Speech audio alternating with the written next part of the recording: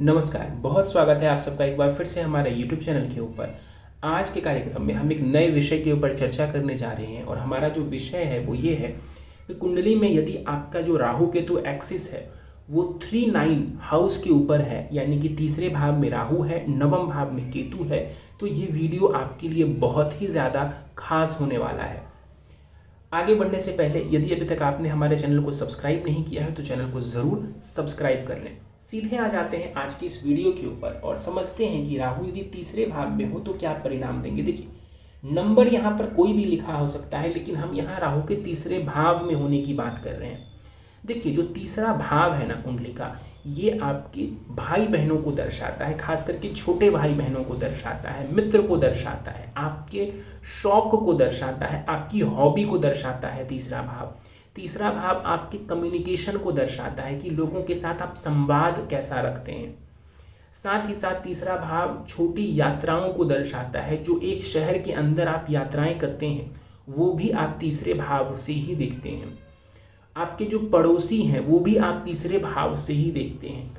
कई बार स्थान परिवर्तन की बात आती है तो वो भी हम तीसरे भाव से देखते हैं। डिपेंड करता है कितना दूर परिवर्तन है, लेकिन अगर पास का परिवर्तन है तो उसमें भी तीसरे भाव का जो रोल है वो बहुत इंपॉर्टेंट हो जाता है।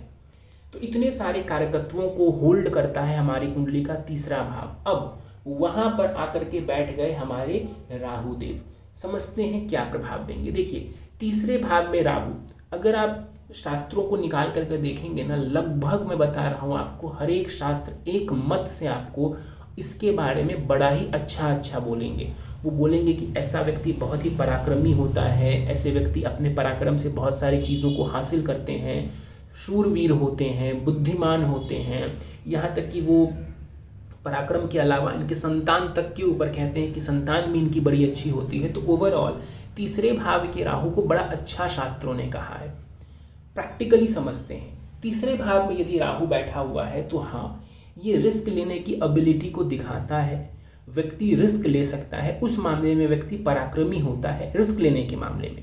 तीसरे भाव में राहु बैठा हुआ हो और बली हो, बड़े ध्यान से समझिएगा, स्ट्रांग हो, तो ऐसा व्यक्ति कम्युनिकेशन में बहुत अच्छा होगा। अपने संवाद शैली से सामने वाले का दिल जीत लेगा, एक कनेक्शन स्थापित कर लेगा, सामने वाले से एक अच्छा कनेक्शन स्थापित कर लेगा। देखिए, जितने भी बड़े बड़े फील्ड है ना, जैसे कि पॉलिटिक्स हो गया, आपके कॉरपोरेट सेक्टर में बड़ी बड़ी जो जगहें हैं, बड़ी कंपनीज जो हैं वो हो गई, आपकी फिल्मी दुनिया हो गई, इन सब में जहाँ तक मेरी जानकारी है कहते हैं कम्युनिकेशन का बहुत इंपॉर्टेंट रोल है, बहुत ही ज़्यादा।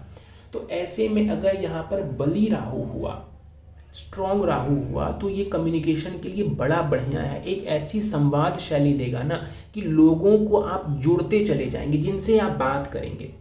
ध्यान ये रखिएगा, लोगों को जोड़ना हम अलग अलग भावों से भी देखते हैं, लेकिन यहाँ पर अगर राहु है तो आप अपनी संवाद शैली से लोगों को अपने पास रखेंगे, उनको अपने से जोड़ पाएंगे। तीसरे भाव में राहु बैठा हुआ हो, लिखने की कला बहुत अच्छी होगी। आउट ऑफ द बॉक्स जो लिखना होता है ना, अगर मान लीजिए ऐसे लोग जर्नलिज्म में हैं तो आउट ऑफ द बॉक्स लिखना, जो बाकी कोई नहीं लिख पाएगा, जो कहीं अवेलेबल नहीं है, ये व्यक्ति उस चीज़ को अपने कॉलम में या जहाँ पर भी वो राइट करते हैं बुक्स में, वो उस चीज़ को लिख पाएंगे। तो तीसरे भाव में अगर राहु है तो ये एक बहुत ही अच्छा आपको राइटर बना सकता है। जर्नलिज्म के क्षेत्र में, मीडिया के क्षेत्र में तीसरे भाव में बैठा हुआ राहु आपको बहुत ही अच्छी सफलता दिलवाता है। छोटे भाई बहनों के मामले में समझें तो तीसरे भाव में बैठा हुआ राहु थोड़ा संवेदनशील हो जाता है। संवेदनशील का मतलब ये है कि तीसरे भाव में राहु बैठा हुआ हो तो बड़े ध्यान से देखना पड़ेगा कि छोटे भाई बहनों के साथ इनके संबंध कैसे हैं। अगर आप पुरुष हैं, आप मेल हैं और फिर ये आपका चार्ट है जिसमें राहु तीसरे भाव में बैठे हुए हैं, तो छोटे भाई से जो संबंधित सुख है ना, उसमें कई बार कमी हो जाती है।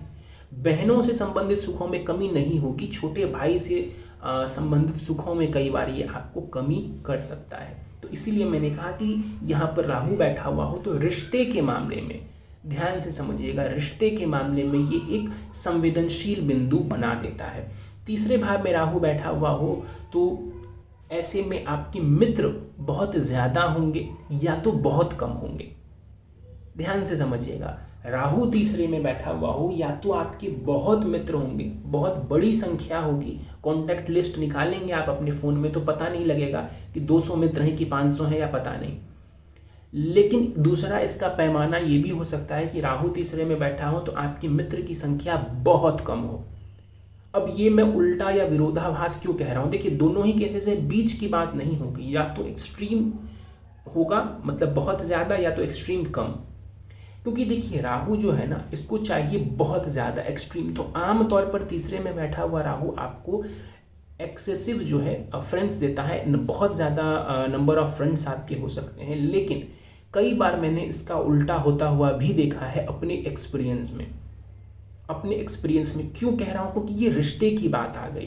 थोड़ी देर पहले मैंने कहा था कि जब रिश्ते की बात आती है तो ये संवेदनशील हो जाता है। तो यहाँ पर दोस्ती भी एक रिश्ता है।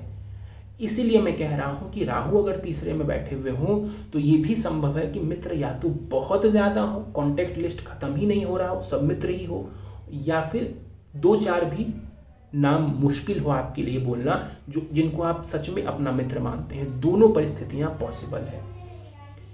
आगे बढ़ते हैं। राहु अगर तीसरे में बैठा हुआ हो, अपने पड़ोसियों का ध्यान रखिए। ध्यान इसलिए रखिए, अगेन ये एक रिश्ता बन जाता है पड़ोसी वालों के साथ, तो संभव है कि कुछ झगड़े हो सकते हैं पड़ोसी वालों के साथ आपके, तो वहाँ पर भी आपको ध्यान रखने की ज़रूरत पड़ेगी। यात्राएं राहु तीसरे भाव में बैठ करके आपको देंगे, यात्राओं से लाभ पहुँचाएंगे। और मैं आपको ऐसी यात्रा की सलाह दूंगा जहाँ पर आप ऐसे लोगों से मिलें जो आपसे थोड़े अलग हों, जिनका कल्चर थोड़ा आपसे अलग हो, ऐसे लोगों से आप मिलेंगे, ऐसे लोगों से आप जुड़ेंगे तो आपको ज़्यादा फायदा होगा यात्राओं के दौरान। तो ऐसे लोगों के साथ मिलना जुलना, उनके साथ बैठना उठना बढ़िया रहेगा आपके लिए।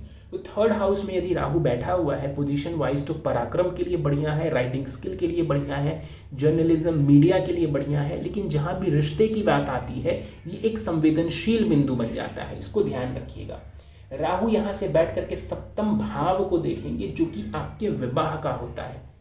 सप्तम भाव के ऊपर राहु का जो प्रभाव पड़ेगा, ये कई बार व्यक्ति को कल्चर से दूर विवाह करवाता है, या फिर अपने कल्चर को छोड़ करके विवाह करवाता है।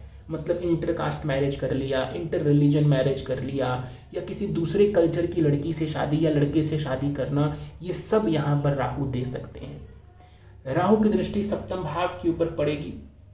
व्यापार करने का दिमाग देगा राहु आपको। आप करते हैं नहीं करते हैं ये अलग चीज़ है, सफल होंगे नहीं होंगे वो सप्तमेश को भी देखना पड़ेगा। लेकिन इतना ज़रूर है कि थर्ड हाउस में राहु बैठे हैं, रिस्क मैंने बोला था, और रिस्क भी देंगे और व्यापार भाव को देख रहे हैं। तो ऐसे में राहु व्यापार करने की समझ, व्यापार करने की बुद्धि, उसके लिए जो रिस्क टेकिंग एबिलिटी है, ये सब ये राहु आपको देने वाला होगा।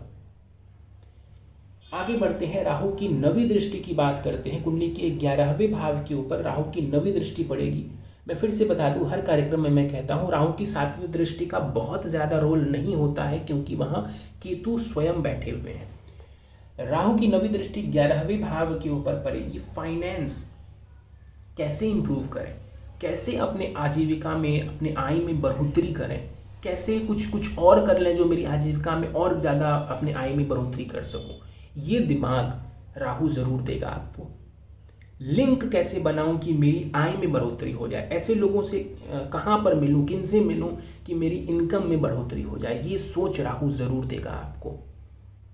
यहाँ बैठ करके राहु जब 11वें भाव को देखेंगे तो सोशल सर्कल अगर आप बनाते हैं, और मैं आपको सलाह दूंगा बनाने की, किस मामले में, देखिए मैं मित्र नहीं कह रहा हूँ, मैं कह रहा हूँ सोशल सर्कल ज़रूर बनाइए। सोशल सर्कल अगर आप बनाते हैं, किन की, जिससे आपका काम जुड़ा हुआ है। मान लीजिए आप कॉरपोरेट जगत में हैं, तो आप उन्हीं लोगों के बीच उठ बैठ करेंगे, आपको फ़ायदा रहेगा। आप फिल्मी दुनिया से हैं, उन लोगों के बीच उठ बैठ कीजिए, उन लोगों के साथ वक्त बिताइए, फ़ायदा होगा। कहाँ फ़ायदा होगा, किस चीज़ का फ़ायदा होगा? 11 नंबर यानी 11वां भाव आय, इनकम का फ़ायदा होगा। संभावना है जिनके साथ आप समय व्यतीत करेंगे, कल को वही आपको कोई काम दिलवा दें, कोई आइडिया दे दें, कुछ ना कुछ करके आपको अपने साथ शामिल कर लें जिससे आपका भला हो जाए। तो सोशल सर्कल से जुड़ने की सलाह मैं दूंगा आपको, जिसका फ़ायदा आपको इनकम के रूप में मिलेगा देखने को। आगे बढ़ते हैं, केतु के ऊपर चलते हैं। हाँ, एक बात और, राहु 11वें भाव को देखिएगा तो 11वां जो भाव होता है ना, ये आपके बड़े भाई बहन का होता है, एल्डर सिबलिंग का होता है। तो भाई बहनों के साथ वहाँ पर भी थोड़ा संवेदनशील हो जाता है, लेकिन उतना नहीं जितना छोटे के लिए होता है, क्योंकि राहु स्वयं तीसरे में बैठे हुए हैं। तो वहाँ जो सेंसिटिव पॉइंट है, जो सेंसिटिव रिजल्ट्स हैं, उसकी संभावना ज़्यादा होती है वनस्पति 11वें के। लेकिन फिर भी अगर बड़े भाई बहन आपके हैं तो संबंधों का ध्यान रखेंगे। आगे बढ़ते हैं, केतु के ऊपर चलते हैं। नवम भाव में केतु, राशि कोई भी हो सकती है लेकिन भाव नवम अगर है और वहाँ केतु विराजमान है तो ये दर्शाता है कि ऐसे लोग धर्म के लिए या धर्म के नाम पर लकीर के फकीर होते हैं। यानी कि इनको लॉजिक नहीं चाहिए कोई धर्म मानने के लिए। अगर इनका दिल आ गया, इनका दृढ़ विश्वास है अपने धर्म के ऊपर या किसी धर्म के ऊपर, तो ये उसे मानेंगे। कोई लॉजिक इनको हरा नहीं सकता, कोई लॉजिक इनको डिगा नहीं सकता। अगर केतु अच्छी अवस्था में, अच्छी स्थिति में नवम भाव में है तो ये लोग अपने धर्म को जी जान से, पूरे हृदय से उसको मानने वाले होते हैं। अब ज़रूरी नहीं है कि ये सुबह शाम बैठ के पूजा पाठ कर रहे हैं, उसकी बात हम नहीं कर रहे। हम यहाँ दृढ़ विश्वास की बात कर रहे हैं। ये वही लोग होते हैं जो कहते हैं कि ईश्वर है, चाहे हमने ना देखा हो लेकिन ईश्वर है, और ईश्वर की सत्ता में बिलीव करते हैं बिल्कुल आंख बंद करके। तो केतु नवम में स्ट्रांग बैठा है तो सबसे पहली तो निशानी यही होगी कि आप दृढ़ विश्वास के साथ किसी भी धर्म को आप मानते हो, जिस भी धर्म में आपने जन्म लिया है उसको आप दृढ़ विश्वास के साथ मानेंगे। नवम में केतु है, मैं अगेन बोलता हूँ, राहु केतु बैठे हुए हैं तो सेंसिटिव पॉइंट बन जाता है पिता के साथ संबंधों के लिए। तो पिता के साथ संबंधों का विशेष ध्यान रखते हुए चलेंगे। केतु नवम में बैठे हुए हैं, एक गुरु पाने की आशा ऐसे लोगों को हमेशा रहती है। मैंने देखा है अगर केतु नवम में हो तो ऐसे लोगों को एक गुरु, एक अच्छा गाइड पाने की हमेशा ही इच्छा होती है, और जिस दिन इनको वो गुरु मिल जाता है इनका जीवन बदल जाता है, पूरा जीवन बदल जाता है इनका। तो नवम भाव में केतु बैठे हुए हैं तो ऐसे लोगों को गाइडेंस चाहिए होती है कि मुझे कोई आकर के गाइड करे। आज की दुनिया में अच्छा गाइड मिलना बहुत मुश्किल है, जो ऑनेस्टली आपको गाइड करे बिना किसी अपने फ़ायदे के हिसाब से। लेकिन अगर मिलता है तो फिर इन लोगों का जीवन बदल जाता है। और केतु जिनका नवम में बैठा हो, ऐसे लोग सबसे ज़्यादा इच्छा रखते हैं कि मुझे कोई ऐसा गुरु, कोई ऐसा गाइड मिले। नवम में केतु बैठे हुए हैं, उच्च शिक्षा प्राप्त अगर आप करना चाहते हैं, शास्त्र के क्षेत्र में करना चाहते हैं, वेद पुराण शास्त्र आदि की पढ़ाई, कोई भी ट्रेडिशनल पढ़ाई जैसे कि आयुर्वेद वगैरह है, उसमें केतु आपको हेल्प करेगा, मदद करेगा। विदेश की कोई लैंग्वेज सीखना चाहते हैं, हायर लेवल पे बहुत हेल्प करेगा केतु। लेकिन इसके अलावा अगर कोई आप हायर एजुकेशन के क्षेत्र में आप जाना चाहते हैं, वहाँ पर केतु आपको परेशानी देगा। किसी और विषय से अगर आप कर रहे हैं, साइंस वगैरह से, और पीएचडी वगैरह करना चाहते हैं, वहाँ पर केतु आपको थोड़ी दिक्कत दे सकता है। कई बार एक्स्ट्रा प्रयास आपको लग सकते हैं कि एक बार में सफलता ना मिल के 2 बार 3 बार 4 बार आपको प्रयत्न करना पड़ रहा है, तब जा कर के आपकी वो चीज़ पूरी हो रही है। उस चीज़ के पूरे होने में अवरोध देखने को मिल सकता है हायर एजुकेशन में। लेकिन अगर वो पढ़ाई वेद शास्त्र पुराण की या कोई भी ट्रेडिशनल ऐसे चीज़ की पढ़ाई हो, जैसे आयुर्वेद है, होम्योपैथ है, उसमें आप हायर एजुकेशन ले रहे हैं, विदेशी लैंग्वेज कोई भी फॉरेन लैंग्वेज है उसमें आप कर रहे हैं, हायर एजुकेशन ले रहे हैं, तो वहाँ पर ये केतु नेगेटिव रिजल्ट आपको नहीं देगा। नवम भाव में केतु बैठे हुए हैं, भाग्य में कई बार ये उतार चढ़ाव दे देते हैं। कई बार आपको लगेगा कि मेरा भाग्य बिल्कुल मेरा साथ नहीं देता, बिल्कुल आपने पूरी जी जान लगा दी और चीज काम नहीं बना, आपका ज़ीरो हो गया वो, उसके पीछे कोई रीज़न नहीं है, कोई लॉजिक नहीं है, आपने अपना 100% दिया बट फिर भी वो चीज़ नहीं हुई और आपको कारण तक नहीं मिला, ये भी संभव है केतु के कारण। वहीं दूसरी तरफ आपने कहीं पर बिल्कुल कम एफर्ट्स लगाए, आपको ज़्यादा उम्मीद भी नहीं थी, लेकिन कहीं ना कहीं से कोई कृपा हुई और आपका वो काम हो गया, संभव है। क्यों? क्योंकि वहाँ पर केतु है, कोई लॉजिक नहीं है, भाग्य कब साथ दे रहा है कब नहीं दे रहा है कुछ नहीं पता, लॉजिक नहीं पता, बस हो रहा है मेरे साथ। केतु 9th हाउस में। चलिए दृष्टियों की बात मैं नहीं करता हूँ केतु की, मैं बार बार समझा चुका हूँ कि केतु की दृष्टियाँ हमेशा नहीं ली जाती हैं। केतु की दृष्टियाँ सिर्फ विशेष परिस्थिति में ही ली जाती हैं, जब कुंडली में डिग्री की, नक्षत्र वगैरह को हम देखते हैं, उसके बाद डिसाइड करते हैं कि केतु की दृष्टि लेनी है या नहीं लेनी है। राहु की मैं हमेशा लेता हूँ, केतु की डिपेंड करती है कंडीशंस के ऊपर। चलिए, तो उम्मीद है आपको यह कार्यक्रम पसंद आया होगा, काफ़ी चीज़ें क्लियर हुई होंगी। यदि आपकी कुंडली में भी राहु तीसरे भाव में, केतु नवम भाव में है, तो उम्मीद है कि आप काफ़ी कुछ रिलेट कर पा रहे होंगे इस कार्यक्रम से।